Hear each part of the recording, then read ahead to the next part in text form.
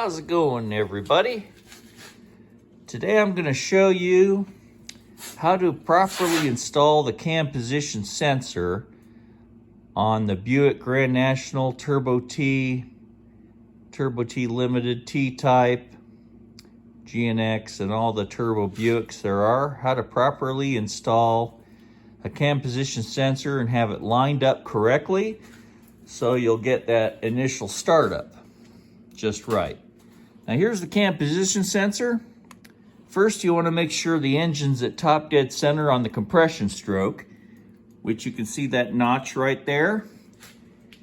And you can look down in here and see that both lifters are in the closed position, which means the cam lobes are in the closed position.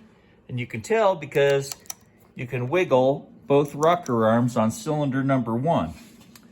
So your cylinder number 1 on the compression stroke, and you remove the cam position sensor cover, and you can see that the notch is right here. It's facing towards where the power steering pump would be with the engine installed, which is on the driver's side, and your power steering pump would be around here. And here's the sensor, so when you put the thing back on and the engine starts, it's going to hit that sensor on that reluctor wheel right on that opening, and you're going to get the spark at the 29 degrees after top dead center on the turbo Buick. So this is how the timing cam position sensor is going to be installed, and you're going to be flush with the timing cover. Now, if you install this cam position sensor and you've got a gap right there, then you need to go in there with a screwdriver and turn the oil pump shaft just enough to get this right here, to get your reluctor wheel facing towards the driver's side. There's the little notch right there, and that notch, when the engine goes to turn on, will go right there and send that signal to the cam position sensor, which is this, and actuate the fuel injector for that mark right there. So here's how this cam position sensor is going to look. Cylinder number 1 is at top dead center on the compression stroke. Both of these valves will be closed because you're about to do the compression stroke, so you want all that pressure right there that's going to hit that compression stroke when it fires. And you can look at the harmonic balancer. There's where the timing mark will go when you install it. Also, when you look inside, you'll see the little notch on the cam, or the crankshaft. You'll see the notch is at the 2 o'clock position. That's how you know you got everything right. And there's where your cam position's going to be. You line up your cover. There's also a notch right here. See that little notch? It's going to line up with the notch on the cam position sensor. And you put it in where it lines up and it's all flush. If it's not, you need to line it up right. Then you take a Phillips screwdriver and you lightly turn those screws. You don't torque them tight because, yeah, there we go.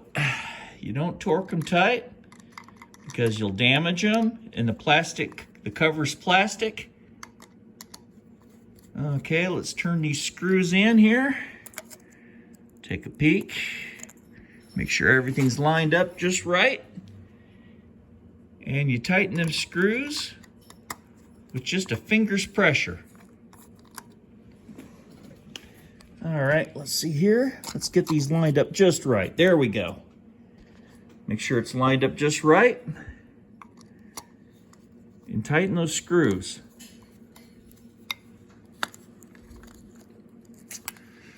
Sometimes it's fun trying to get the initial start with them screws just right. Okay, get the screw lined up here and the screw lined up there. There you go. Now they're starting. Sometimes it takes a few times to get these babies started. There we go.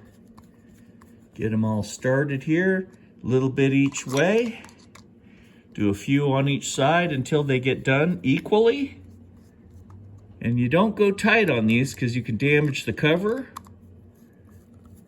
Just go nice and slightly snug with a finger's pressure, not a wrist pressure, but with a finger's pressure, just like that. See?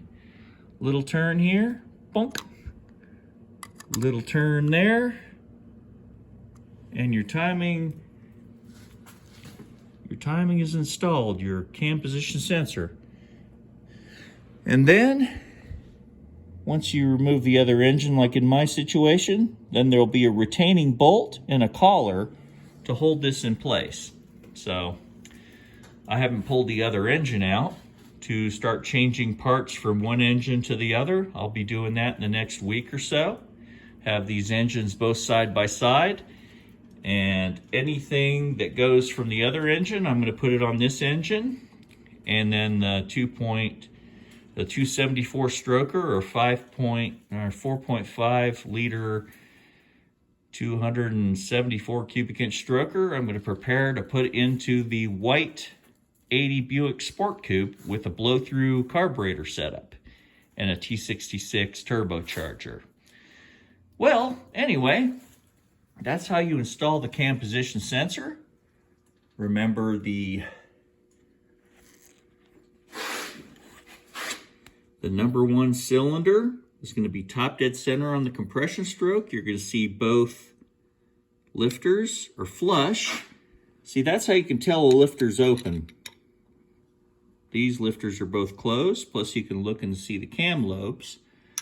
And you'll know once the so you can move these rockers just like this, knowing there's no tension under there, so you know you're at number one, top dead center on the compression stroke. The valves are closed. There's your timing mark.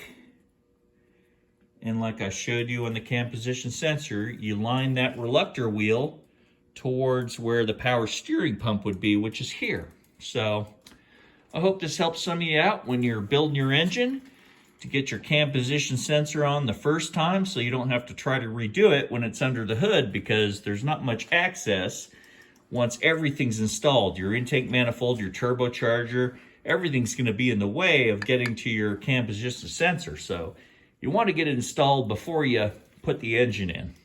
All right?